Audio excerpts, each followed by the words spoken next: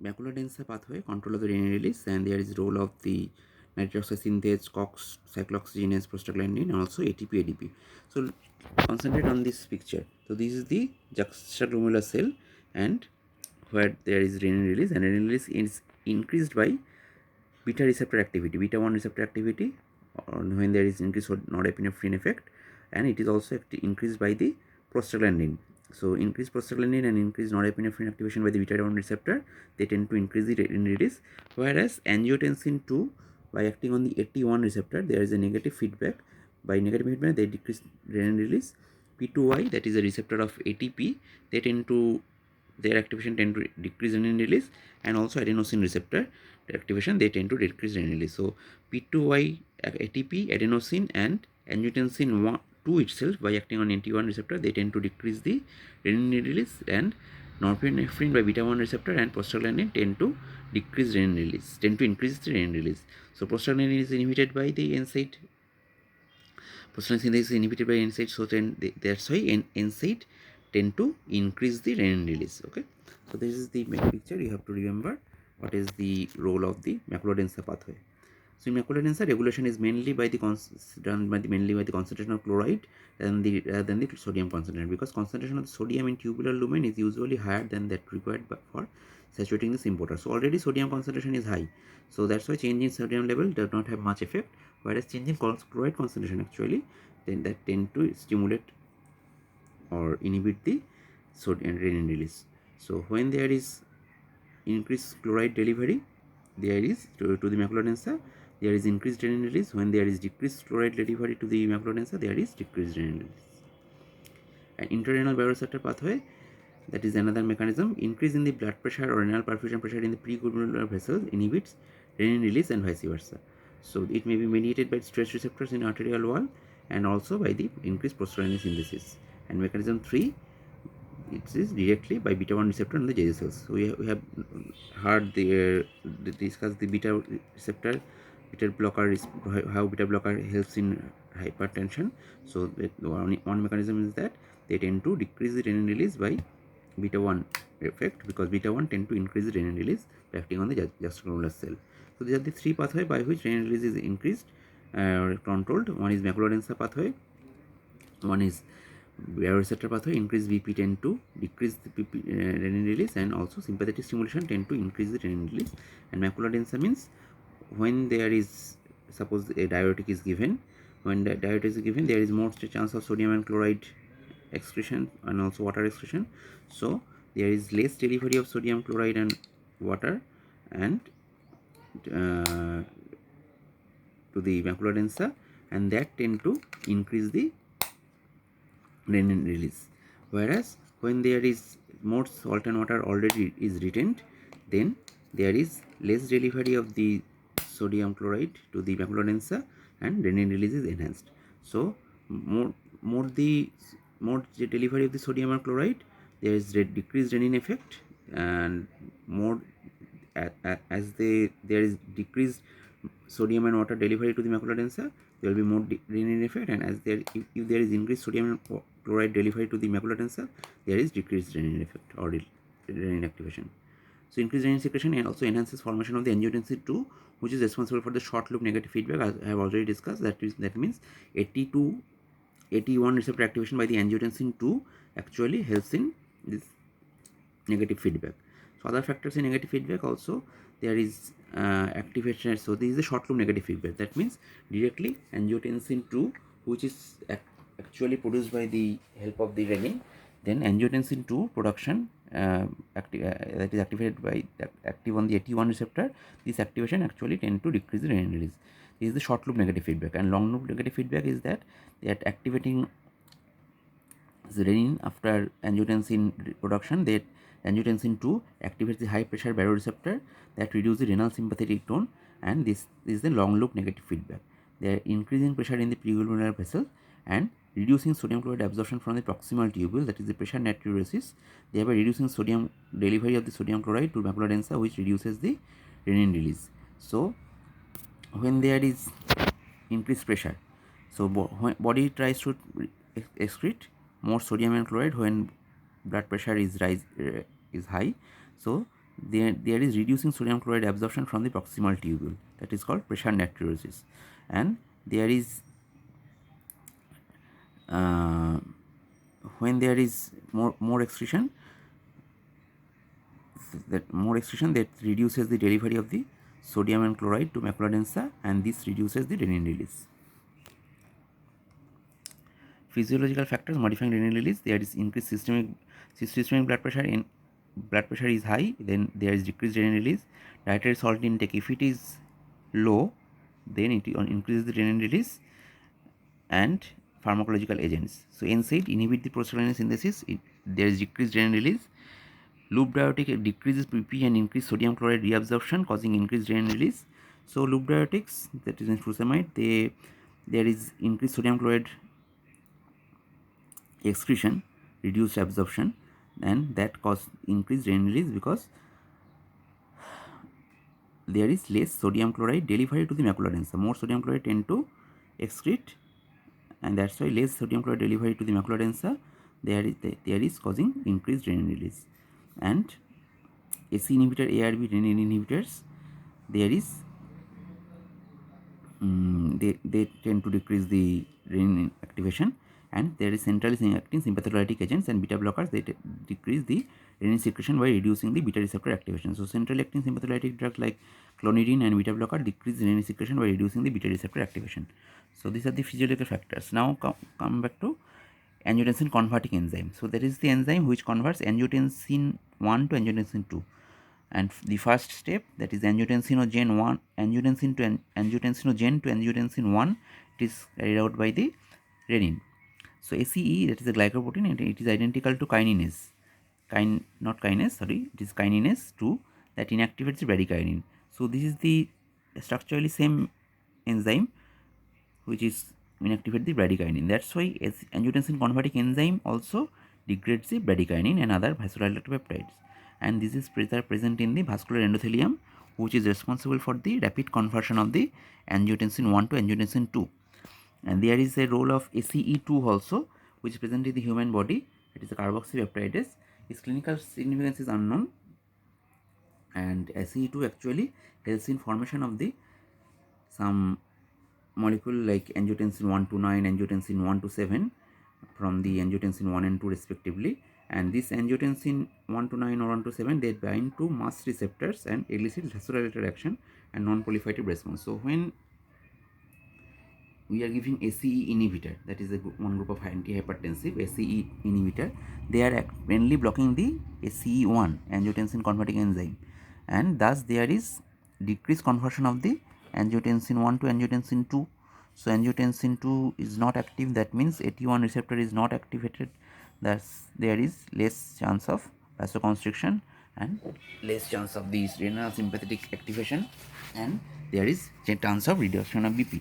But on the other hand, ACE2 is not inhibited by the conventional ACE inhibitors. That's why an ACE2 activity is still present, and that's why there is more production of the angiotensin 1 to 7, and they have vasodilatory effect. So angiotensin ACE inhibitor giving not only decrease the activation of the AT1 by the angiotensin 2, also there is more chance of vasodilation because of this increased angiotensin 1 to 7 production.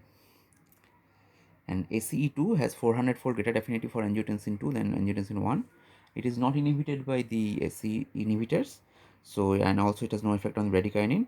Physiological significance is uncertain, but in presence of this corona infection, COVID infection, there is a hypothesis that there is probably an increased activation of the ACE2, which is actually producing the excess vasodilation predominantly in the pulmonary circulation, and that can cause increased pulmonary venous congestion. And it reduces the effects of the angiotensin 2 by converting into angiotensin 2 to 8, and also called angiotensin 3. This is not clinically important. So remember, ACE and ACE2, ACE is responsible for the inhibition of the ACE is also responsible for the conversion of the angiotensin 1 to angiotensin 2, whereas ACE2 is producing some extra molecules like angiotensin 1 to 9 or angiotensin 1 to 7, which is producing some vasodilator effect. Angiotensinogen, what is the location? Angiotensin is formed in the liver.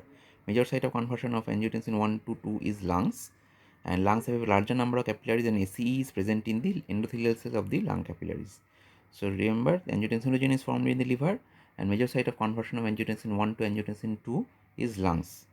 Other sites, other blood vessels, especially of kidney, and angiotensines are the diverse group of enzyme, and that degrade the inactivate angiotensin. These are actually non-specific enzyme. So remember these two sites, angiotensinogen formed in the liver, and major site of conversion of the angiotensin 1 to 2 is lungs. And apart from the cardiovascular system, locally also we have some RAS activation, and they play important role in the hypertrophy, inflammation, remodeling, and apoptosis. And binding of renin or prorenin to prorenin receptors located in the cell surface present in the brain, pituitary, blood vessel, heart, kidney, and adrenal glands. And these are also can be divided into two parts: extrinsic local RAS and intrinsic local RAS. Extrinsic local RAS present in the vascular endothelium, and intrinsic local RAS present in the directly in the tissue level, mainly in the brain, pituitary, kidney, adrenal glands. And angiotensin receptor, there are two types, 81 and 82. Predominant activation is by 81. So most effects of angiotensin 2 are mediated by 81. So don't confuse between them. Angiotensin 2 is the active molecule, and it predominantly acts on the 81 receptor. Role of 82 receptors are not well defined, may counterbalance by 81 activation. It has been postulated that 82 receptor activation may have some vasodilatory effect, whereas 81 receptor activation predominantly have vasoconstricting effect. So what is the function of the RAS? So RAS, I have mentioned that renin angiotensin activation tend to conserve sodium and water and tend to maintain the blood pressure. So there is a rapid pressure response mainly done by the vasoconstricting effect, that is the increased peripheral resistance, and also slow pressure response via decrease in the renal excretion and production of the endothelin 1. So vascular and cardio another is they also produce extracellular component extracellular matrix, and there is vascular and cardiac hypertrophy and remodeling. So I have to discuss in detail about the rapid pressure and slow pressure response. So rapid pressure response is when there is increased vasoconstriction, and thus there is increased BP. It may be due to at the level of CVS as well as at the level of CNS, whereas slow pressure response is mainly a renal effect. So rapid pressure response, 81 receptor located in the vascular smooth muscle, and angiotensin 2 activates this receptor and constrict the pericapillary arterioles and to a lesser extent postcapillary venules, and it stimulates the IP3 calcium phospholipase C pathway. It is G protein coupled receptor, and vasoconstriction is predominant maximum in kidneys, lesser in splanchnic, and there is weak vasoconstriction action in brain, lung, and skeletal muscle also. So 81 receptor located in the vascular muscle, and it stimulates the phospholipase C, IP, inositol triphosphate calcium pathway, and there is vasoconstriction.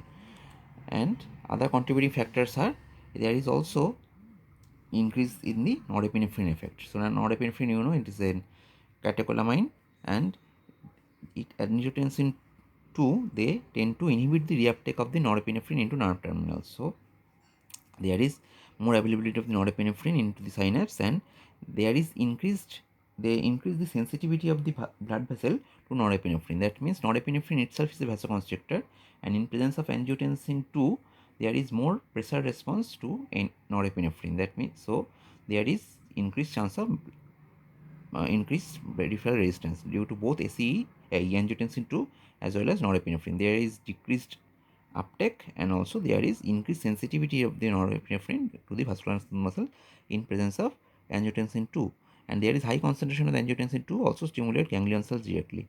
And there is CNS effect, there is increased sympathetic outflow in central sympathetic outflow in by angiotensin 2, and there is attenuation or decrease in the baroreceptor mediated reduction in the sympathetic discharge from brain. So when what BPs tend to increase, or if there is vasoconstriction, then baroreceptor tend to reduce the sympathetic discharge. But in presence of angiotensin 2, this baroreceptor effect is blunted. That means in presence of vasoconstriction also, baroreceptor cannot decrease the sympathetic discharge. So there is enhanced sympathetic overactivity.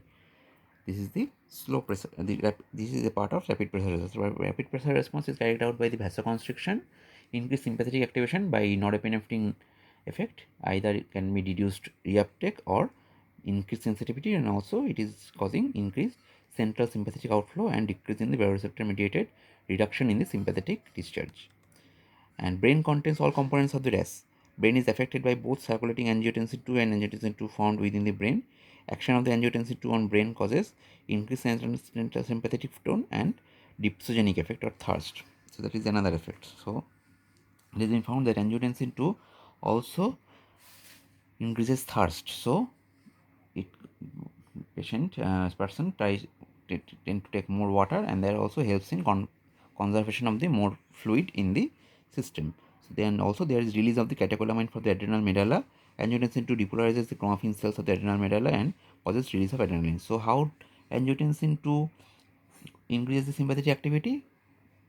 There are 4 or 5 mechanisms.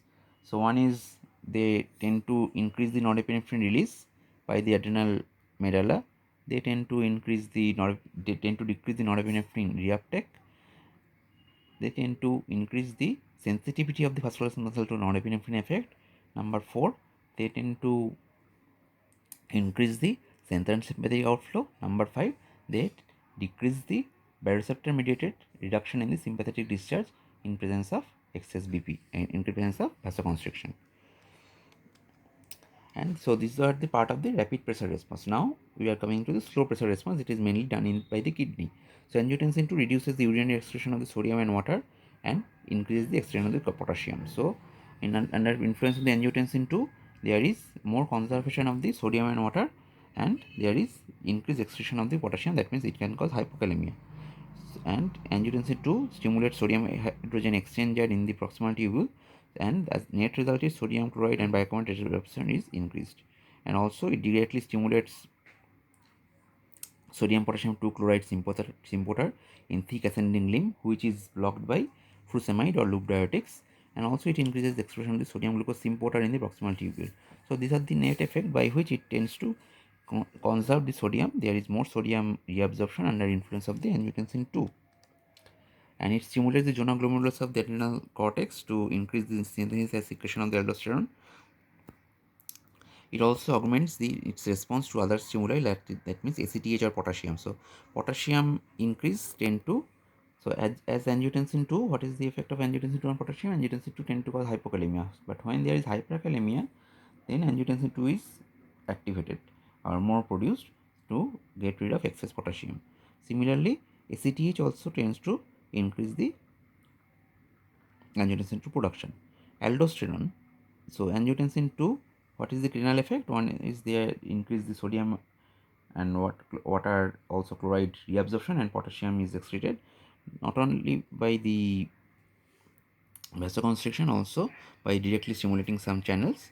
Also the angiotensin 2 stimulates production of the aldosterone from the zona glomerulus, and aldosterone on the other itself can cause sodium and water retention and excretion of the potassium and hydrogen, because the aldosterone acts on the distal and collecting tubules to cause retention of the sodium. And there is stimulated effect of angiotensin 2 and aldosterone secretion depends on the plasma concentration of the sodium and potassium. So release of aldosterone is enhanced in cases of hyponatremia or hyperkalemia. So aldosterone is released when there is aldosterone release is increased in presence of hyponatremia or hyperkalemia. On the other hand, hypernatremia and hypokalemia, aldosterone production is reduced.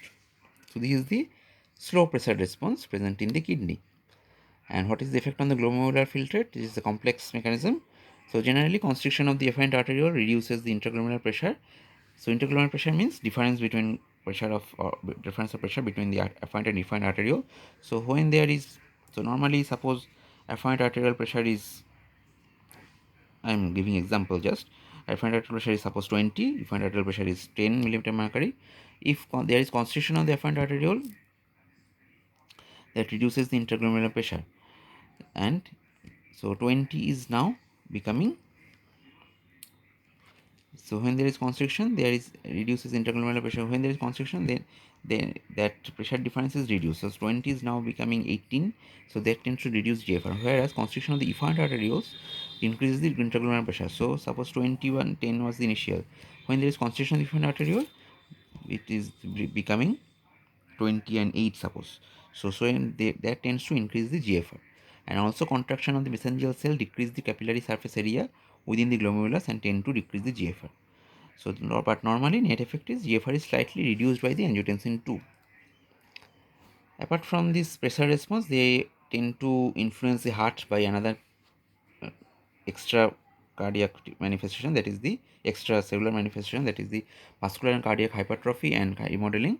So cells involved are vascular smooth muscle cell and cardiac myocytes and fibroblasts. They stimulate migration, proliferation and the hypertrophy of the vascular smooth muscle cell and increase the extracellular matrix production by the vascular smooth muscle cell. It causes hypertrophy of the cardiac myocytes and increases the external matrix production of the cardiac fibroblast also. So there is hypertrophy of the myocyte. ACM production is enhanced by the cardiac fibroblast as well as smooth muscle cell.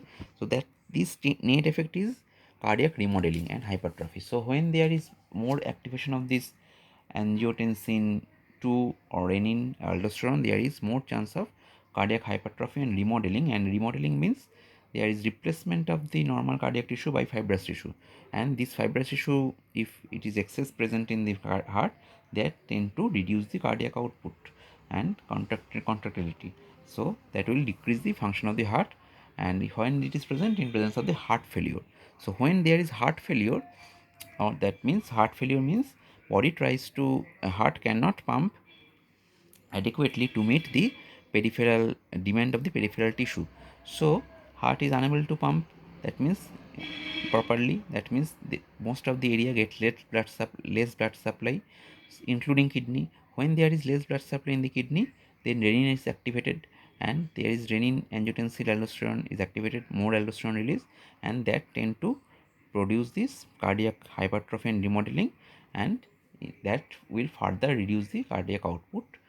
And so to get one of the treatment of the heart failure is that we have to decrease this RAS activation so that remodeling can be prevented. That's why we can use angiotensin converting enzyme inhibitor, that's why you can use angiotensin receptor blocker, that's why we can use aldosterone inhibitor and antagonist, so that this remodeling can be prevented. Otherwise there will be further reduction of the cardiac contractility and cardiac output.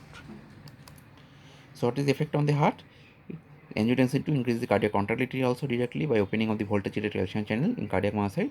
They increase the heart rate indirectly by increasing the central sympathetic tone.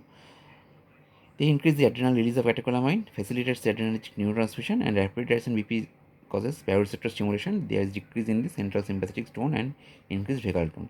So this is the effect on the heart. So what is the net effect of an angiotensin aldosterone system? Look at the picture. Liver produces angiotensinogen, and kidney have renin in the juxtaglomerular cell, and that converts angiotensinogen 1 to angiotensin 1. And when there is decreased perfusion there in the kidney, that means in presence of heart failure, there is more renin release. When there is excess water or salt retention, that tend to decrease the renin release. And in presence of lung, there is excess extra surface of the pulmonary renal endothelium, there is presence of this ACE enzyme, angiotensin converter enzyme, which is converting the angiotensin 1 to angiotensin 2. And angiotensin 2 have this following effect: they increase the sympathetic activity by norepinephrine release. They tend to increase the vascular responsiveness to the norepinephrine. They tend to decrease the norepinephrine reuptake. Also, they tend to increase the sympathetic outflow. Also, they increase the tubular sodium chloride reabsorption and potassium excretion. In the adrenal gland cortex, they tend to increase the aldosterone secretion. In the artery, they directly cause vasoconstriction to increase the peripheral resistance.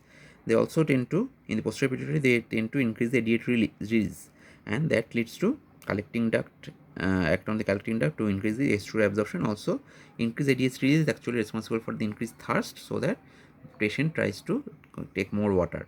And when there is conservation of all the salt and water and excretion of the potassium, so water and salt is excretion, effective circulatory volume is increases, perfusion of the juxtaglomeralar activators increases. That tends to give a negative feedback loop to the kidney, this to reduce the renin release. So this is the long loop negative feedback. Okay. So remember this picture, you can understand what are the net effect of the angiotensin 2. So this is rapid pressure response, I am not repeating again. And so what is the net effect of angiotensin 2? They can cause direct vasoconstriction, they can cause increased sodium reabsorption, noradrenergic transmission is increased, there is increased renal sympathetic tone, and also structurally there is increased proto-oncogene expression, increased growth factor, and there is extracellular matrix production is enhanced, and that leads to vascular hypertrophy and also cardiac remodeling.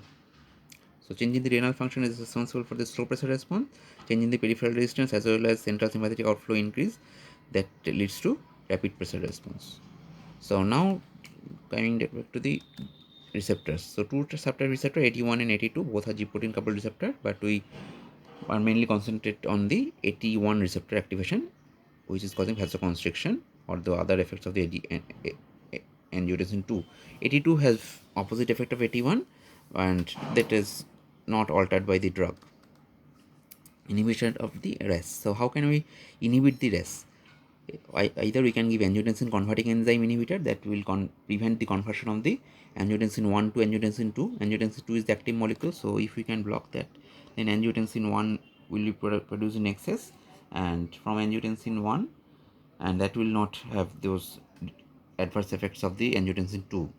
Also, you can directly block the angiotensin receptor blocker, that means 81 receptor blocker, so that angiotensin 2 cannot work, that is they are called ARB, angiotensin receptor blocker. Also we have direct renin inhibitors.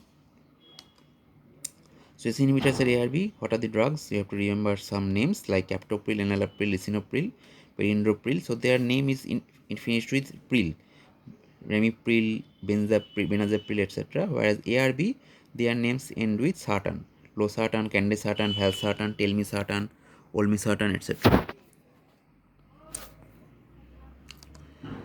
So ACE inhibitors, they inhibit the conversion of angiotensin 1 to angiotensin 2, they decrease the blood pressure, they increase the, and there is increased sodium excretion from the kidney. So they, how the ACE inhibitor decrease the blood pressure? What will be your answer? So if you remember the all effects of the angiotensin 2, then as angiotensin 2 is less produced, then you can get the answer. So ACE inhibitors, by reducing the angiotensin 2 production, there is reduced vasoconstriction, there is reduce sympathetic stimulation, because angiotensin 2 otherwise cause sympathetic stimulation by this norepinephrine enhancing effect. They reduce the norepinephrine reuptake, they increase release of the norepinephrine, there is vascular smooth muscle responsiveness to norepinephrine enhanced. These are all the angiotensin 2 effects, and central sympathetic outflow enhancing effects. So all this can be reduced by ACE inhibitors because angiotensin 2 is not produced. And also they, in the kidney effect, kidney they tend to, as angiotensin 2 tend to conserve sodium and water. As ACE inhibitor, if we give, then there is more chance of sodium and water excretion, and there is increased levels of bradykinin, which stimulates the production of the prostaglandin. It also helps in lower the BP. So ACE, if you recollect that angiotensin converting enzyme, it is structurally similar to the bradykinin metabolism, bradykinin kinase enzyme.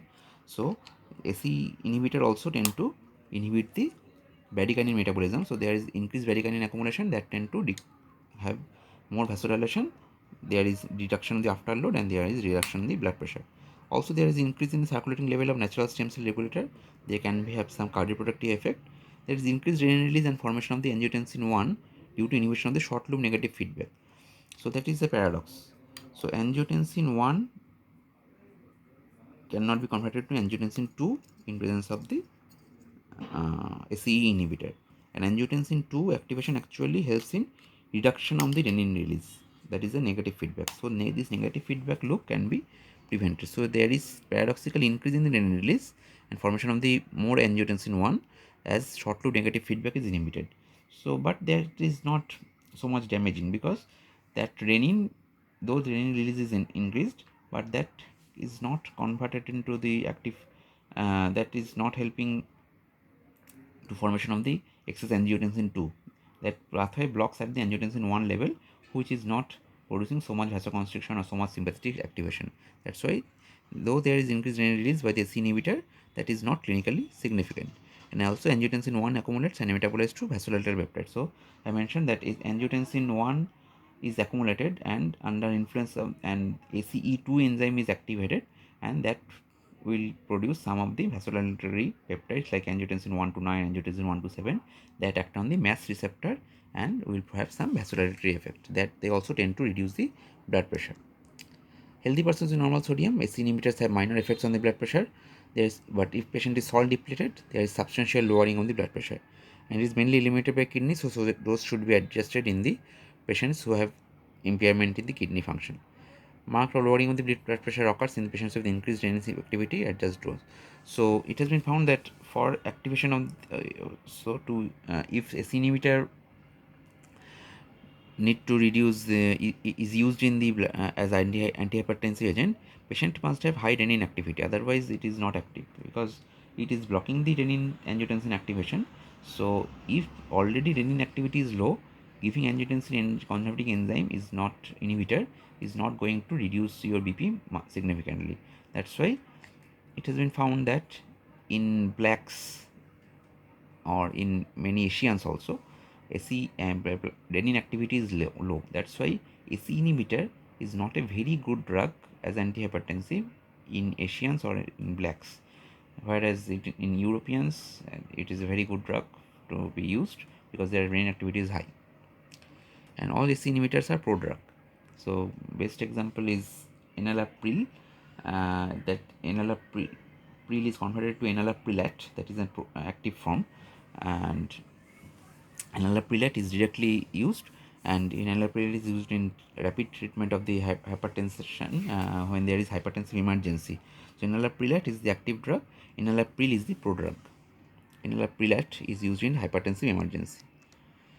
So SE inhibitor, there is feedback increase in the renin release, but SE is blocked. So angiotensin is 1 is converted to angiotensin 1 to 7 by the SE2, which is having vasodilated effect by BP lowering. So what are the net effect? There is decrease in the peripheral resistance, arterial dilation, complex of larger arteries increased. There is fall in the systolic and diastolic BP, no effect on the cardiac output, no reflex sympathetic stimulation, little dilation of the capacitance vessels, minimal postural hypotension, and there is renal blood flow is maintained. Food interferes absorption, that's why preferably it should be taken in empty stomach or at least 1 hour after food. So captopril, this is the first SE inhibitor used. So what are the adverse effects of captopril effect? We have discussed the all SE inhibitors have similar effect of reduction of the blood pressure, reduction of the salt and water accumulation, and the reduction of the sympathetic stimulation. So what are the adverse effects? So it can cause cough.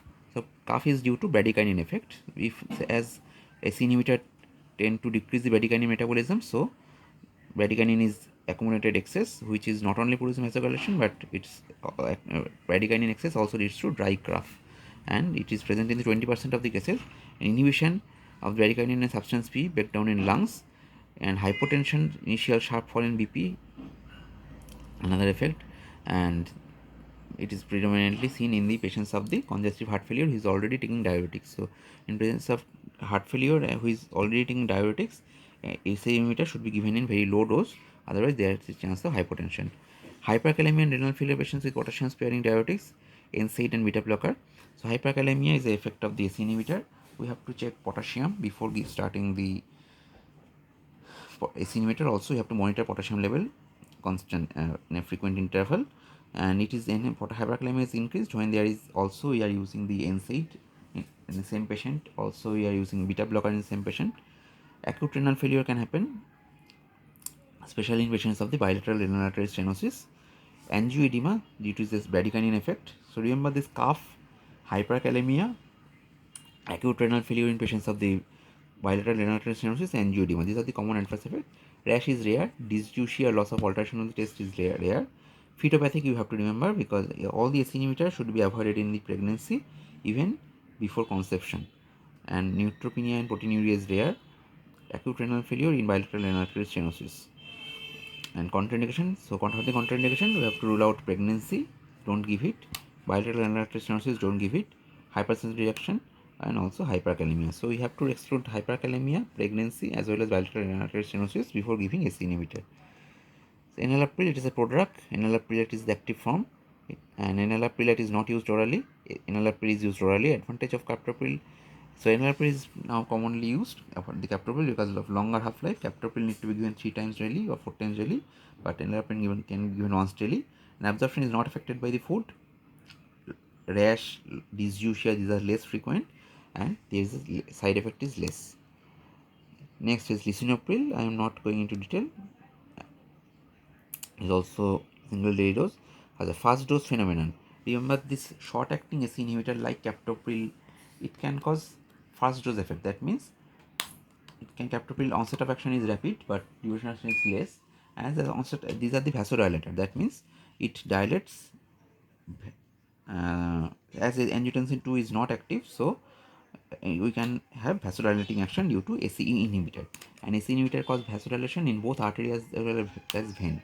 So when there is patient is standing after taking suppose ACE inhibitor, so there is due to vasodilation there is more blood is shifted from upper part to the lower part. So in as our legs muscle contain larger blood vessels, so if patient is standing position then blood is shifted and there that can sometimes cause dizziness in the patient. That is called fast dose effect or fast dose hypotension. So as it results from due to more shifted the more blood from the upper part to the lower part of the body, and that can be prevented if this ACE inhibitor is taken at the bedtime, so that patient remains supine at that time and they can there is no chance of this dizziness due to shift of the blood to the lower part of the body. Lisinopril, this is a lysine derivative, it is not a product. Next is dimiprid, is long acting and extensive tissue distribution, and it has a tissue specific effect. It is protective of the heart and kidney. Diabetes with hypertension, CHF, AMI, and cardioprotective in angina pectoris. It in blacks and in USA it is resistant to dimiprid. Addition of diuretics helps. So AC inhibitor is not alone active often. So when there is we are using them in black or the Asians or even black in the USA. So as their renin activity is low, then AC inhibitor, I have mentioned that AC inhibitor is not a very good antihypertensive in them. But how can we increase the renin effect? We can increase the renin effect by renin release by using diuretic simultaneously, because diuretic will tend to increase the sodium and water also chloride excretion, and that leads to decreased sodium and water chloride delivery to the macula densa, and there is increased renin release. And there when there is increased renin release, then if we are giving angiotensin converting enzyme inhibitor, then they are very much helpful in reducing the VP in those patients.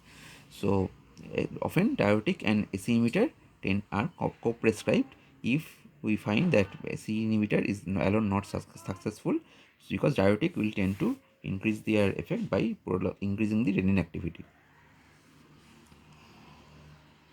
So what are the uses of the AC inhibitor? We can use them in hypertension. We can use them in heart failure. How they are helpful in heart failure? Because they not only they cause vasodilation, also in heart failure, is angiotensin 2 excess will lead to excess aldosterone production, and that will lead to excess cardiac hypertrophy and remodeling, which will further decrease the effect of the cardiac contractility and cardiac output. That will cause ultimately less perfusion to other organs. So AC inhibitor, by reducing this remodeling, by decrease angiotensin 2 effect as well as aldosterone effect, so they tend to reduce the cardiac remodeling, so they tend to preserve the cardiac output in patients of the heart failure. Also in acute myocardial infarction, there is more as a large part of ventricle is damaged, there is chance of heart failure formation. Also there is remodeling of the heart, so AC inhibitor will prevent that. So use of AC inhibitor, essential hypertension, left ventricular systolic dysfunction, prevents or delay progression of the heart failure. It can be used in acute MI and high risk patients of the cardiovascular disorders. Diabetes mellitus with renal failure has renal protective effect that is independent of its antihypertensive effect. So diabetes mellitus with nephropathy, AC inhibitor are very good drug. And also scleroderma renal crisis, that also happens due to excessive vasoconstriction in the renal vasoconstriction in the scleroderma patient. Introduction: the NSAIDs may reduce antihypertensive effect. We have known that, because NSAID will tend to decrease the renin release, prostaglandin tend to increase renin release, NSAID will decrease that. And when there is decreased renin release, there is less antihypertensive effect, because to have good antihypertensive effect, remember ACE inhibitor, if it has need to have good antihypertensive effect, then our body renin activity will need to be high, and potassium sparing diuretics and potassium supplements may precipitate hyperkalemia. So uses already discussed. And what are the advantages? Safe in asthmatics and diabetics, prevention of the secondary hypertension. So, which drug is not effective in diabetes? Which it has been found that diuretics, beta blockers, they tend to increase the hyperglycemia, so not preferred. Also, beta blocker is not preferred in the asthmatics. So, it is very safe drug. AC inhibitor is safe drug for in asthmatics and diabetics. Prevention of the secondary hyperaldosteronism and potassium loss. Secondary hyperaldosteronism means when there is excess aldosterone release from the due to hypovolemia. Renal perfusion is well maintained and it reverses the ventricular hypertrophy and increasing the lumen size of the vessel. Also, there is no hyperuricemia like diuretics, no rebound hypertension like beta blocker. So, beta blocker has rebound hypertension if it is stopped suddenly. Diuretic can cause hyperuricemia, and also lipid profile is altered by the diuretics. AC inhibitor do not have these adverse effects. Already we have discussed this: diabetic nephropathy, myocardial infarction, congestive heart failure. And what is the effect of the congestive heart failure? There is reduction in the preload afterload, there is reduction in the pulmonary arterial pressure, improved renal perfusion, cardiac output slope volume increases, and there is reduced remodeling. Angiotensin receptor, two subtypes, 81 and 82, and these are also called ARB, angiotensin receptor blockers. They comparatively bind to 81 receptor mainly. Binds and blocks are often insurmountable. That means there is slow dissociation from 81 receptor and ARB induced receptor internalization. So once blocked, there is effect is prolonged for long time. Slow dissociation of 81 receptor, and also these drugs, there is they internalize the receptor. And increased renin release and angiotensin 2 levels are like ACE inhibitors. What are the example? Candesartan, losartan. So as 81 receptor is not activated, so there is no decrease in the renin release. So negative feedback loop is not active. That's why there is increased renin release, just like ACE inhibitor. And candesartan, losartan, irbesartan, valsartan, olmesartan. These are the drugs. Telmisartan. So these are the competitive antagonists and inverse agonists of the 81 receptor, and activity is more on the 81 receptor than 10,000 times than the 82 receptor, and they does not interfere with other receptor except thromboxane A2. So some of the ARB like losartan, they have also inhibit the thromboxane A2 activation. That's why they are helpful in the patients of the ischemic heart disease because of their anti-aggregatory action. So it blocks all the actions of the angiotensin 2. So if you so effects of the angiotensin 1 and ACE inhibitor and ARB are almost same. So they reduce the all effect of angiotensin 2. That means there is no vasoconstriction, no sympathetic stimulation, no aldosterone release, no salt and water retention by the kidney, and also there is no chance of ECM production, which is causing this. ECM means extracellular matrix production or cellular hypertrophy, which is producing the cardiac remodeling. But what is the difference? So it do not cause inhibition of the ACE. That's why it do not increase the bradykinin level. That's why it is less chance. There is less chance of development of the cough, less chance of development of the angioedema. These are the advantage of the ARB. So is ARB, they do not have that side effect of the bradykinin excess, cough and angioedema, but on the other hand, they have some less vasodilatory action because of bradykinin effect. AC inhibitor tend to cause more vasodilation, which is actually more beneficial in states of the heart failure or hypertension, whereas ARB, though they are more safe, but their vasodilating action is less. That's why AC among the AC inhibitor ARB, AC inhibitors are better drugs, but with some adverse effects, whereas ARB are safer drugs with some reduced vasodilatory property. Examples are losartan. Losartan advantage is that there is less over the enalapril and april, there is less chance of cough, less chance of angioedema.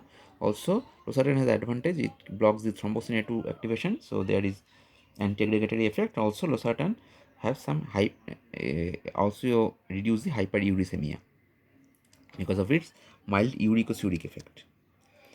Use same like hypertension, congestive heart failure, myocardial infarction, diabetic nephropathy, and in combination with AC inhibitor, it should not be used because AC inhibitor and ARB, if used together, there is significant chance of hyperkalemia. So use of ARB, diabetic nephropathy, losartan can be used in stroke prophylaxis, has certain heart failure, and all SC inhibitor ARB can be used in essential hypertension. And next is direct renin inhibitors, aliskiren. It is a competitive inhibitor of renin. It reduces the formation of the angiotensin 2 but increases the plasma renin concentration due to loss of short loop negative feedback, just like other drugs. And there is dose dependent decrease in the blood pressure.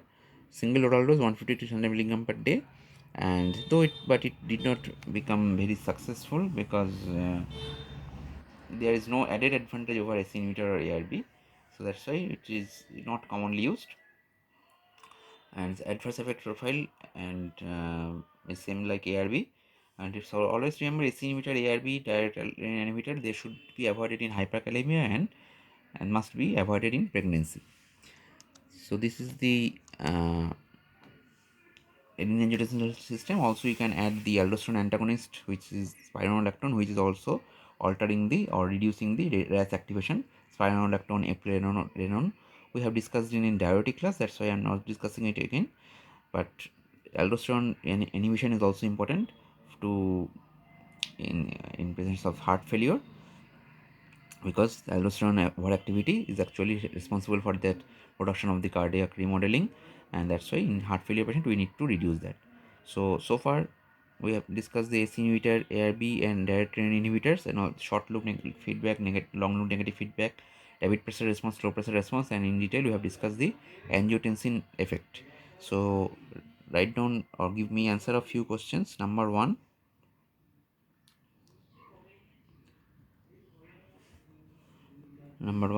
uh, source of renin release, source of renin. Number 2, source of angiotensinogen, source of renin. Number 1, source of renin. Number 2, source of angiotensinogen. Number 3, where angiotensin 1 is converted to angiotensin 2. Number 3, where angiotensin 1 is converted to angiotensin 2. Number 4, give example of 2 ACE inhibitors. Number 5, 2 examples of ARB.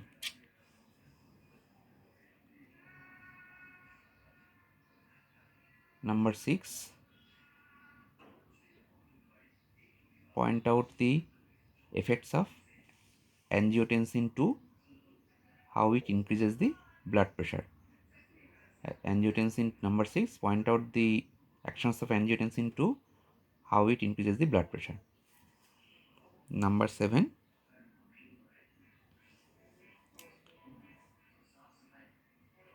why AC inhibitor and ARB are used in heart failure. Let's just briefly discuss the points. Number 8,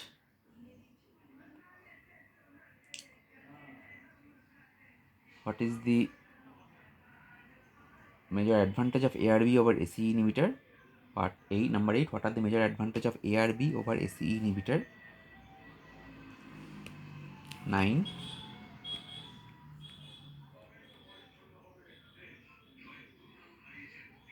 mention one drug which will increase the effect of the ACE inhibitor.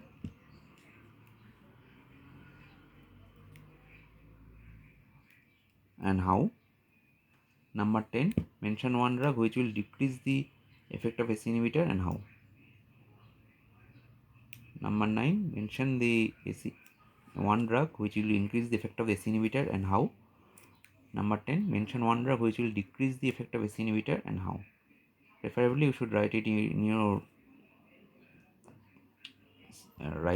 own handwriting in a copy and provide me that picture, and I shall assess you. Okay, thank you. If you have any query, feel free to ask.